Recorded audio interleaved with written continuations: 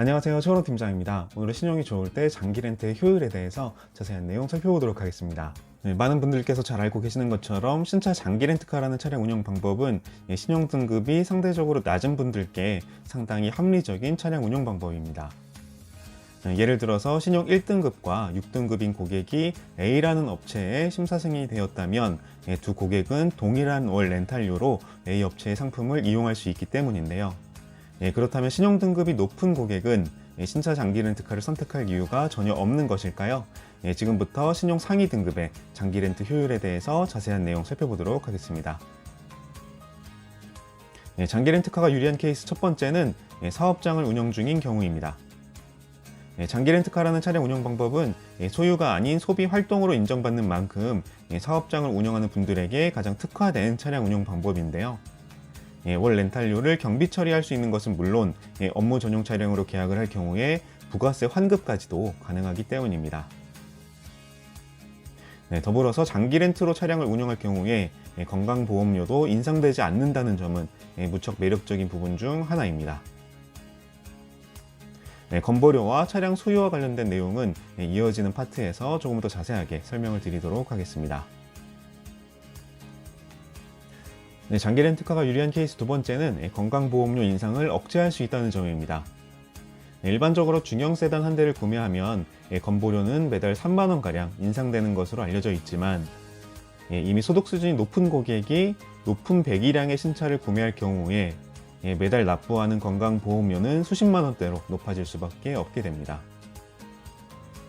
반면에 신차 장기 렌트로 차량을 운영할 경우에 개인의 소득과 재산과 관계없이 건보료는 전혀 인상이 되지 않는데요.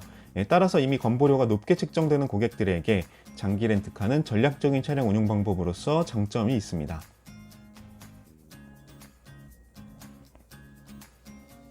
장기 렌트카가 유리한 케이스 세 번째는 나이가 어린 경우입니다. 고등학교를 졸업한 직후부터 직장생활 및 금융활동을 해왔다면 20대 초중반의 나이에도 높은 신용등급을 보유할 수는 있지만 자동차 보험 가입 시에는 당사자의 나이가 보험료 책정의 가장 중요한 부분입니다. 반면에 장기 렌트로 차량을 운영할 경우에는 고객의 나이가 아무리 어리더라도 만 21세 이상 정률 보험에 적용이 되어서 저렴한 렌탈료로 이용이 가능하기 때문에 현재 나이가 20대 초중반으로서 어린 편이라면 신용등급과 관계없이 장기 렌트카가 유리합니다. 장기 렌트카가 유리한 케이스 네 번째는 최근에 큰 사고가 난 경우입니다. 무사고 경력이 오래되었고 현재 나이도 30대 이상이라면 자동차 보험료는 100만원 이하로 저렴하게 책정이 되는 편이지만 단 한 번의 큰 사고가 발생이 되면 자동차 보험료는 많게는 300만원까지도 큰 폭으로 상승이 될 수 있습니다. 따라서 이러한 큰 사고가 발생이 된 경우에는 굳이 자가 명의차를 구매하는 것보다는 장기 렌트를 운영하는 것이 더 경제적인데요. 신차 장기 렌트카는 개인의 운전 경력과 관계없이 누구에게나 동일한 렌탈료를 책정하기 때문입니다. 장기 렌트카가 유리한 케이스 다섯 번째는 곧 부동산 구매를 앞둔 경우입니다. 장기 렌트는 금융사 명의의 차량을 대여하는 말 그대로 렌탈 개념의 상품이기 때문에 장기 렌트카를 계약하는 것으로 인해서 개인의 신용등급은 하락하지 않으며 금융 한도에도 영향을 주지 않습니다. 반면에 신차를 할부로 구매할 경우에는 개인의 신용도 및 금융 한도는 변동이 생길 여지가 상당히 높으며 추후에 부동산 담보대출 등의 금융상품을 이용할 예정이 있는 경우에는 그 계획에 차질이 발생될 수 있는데요. 따라서 곧 부동산 구매 등 큰 규모의 금융상품을 이용할 계획이 있다면 신차 구매로는 장기 렌트카가 가장 적합합니다. 장기 렌트카가 유리한 케이스 여섯 번째는 주행거리가 많은 경우입니다. 자동차는 수명이라는 것이 존재하는 만큼 일종의 소모품으로 분류가 되는데요.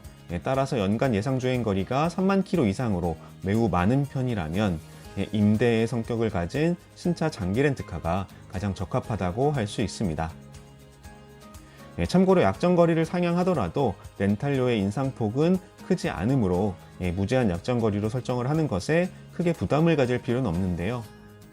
다시 말해 주행거리가 많은 고객이라면 신용과 무관하게 장기 렌트카를 이용하는 것이 비용적으로도 시간적으로도 더욱 합리적입니다. 네, 오늘은 신용등급이 높은 경우에도 장기 렌트카가 효율적일 수 있는지에 대해서 몇 가지 주제로 함께 분석을 해보았는데요. 즉 위와 같은 케이스에 해당이 되지 않고 현재 신용등급도 좋은 편에 속한다면 굳이 큰 고민할 필요도 없이 신차를 할부로 구매하는 것이 더욱 합리적이며, 위의 케이스에 한두 개 이상 해당이 될 경우에는 좋은 신용등급을 보유했다고 하더라도 장기 렌트카를 이용하는 것이 합리적일 수 있습니다. 네, 오늘 영상은 여기까지인데요. 관련해서 궁금한 점은 언제든 부담 없이 문의 주시기 바랍니다. 최현호 팀장이었습니다.